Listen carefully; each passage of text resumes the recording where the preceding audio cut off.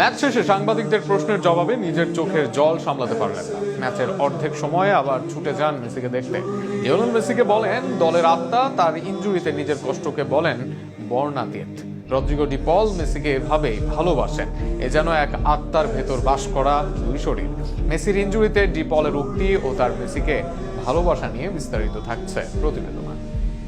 4 গোলের ম্যাচ হয়েছে। শেষ মুহূর্তে 1 গোলে পয়েন্ট আদায় করে ইন্টার মায়ামি। দুই দলের হয়ে লাল কার্ড হজম করেন একজন করে খেলোয়াড়। শেষ পর্যন্ত টাই ব্রেকে নির্ধারিত হয় ম্যাচের ফল। এত কিছুর পরেও ম্যাচ শেষে একটা টপিক ছিল আলোচনার কেন্দ্রবিন্দুতে, আর সেটা লিওনেল মেসির ইনজুরি। যে ইনজুরিতে আহত হয়েছে কোটি আর্জেন্টাইন ভক্ত। মায়ামি ও ফুটবল ভক্তদের কাছেও যে ইনজুরি ছিল বেদনার। তবে এই বেদনায় সবচেয়ে বেশি নীল যেন হয়েছেন রদ্রিগো ডি পল।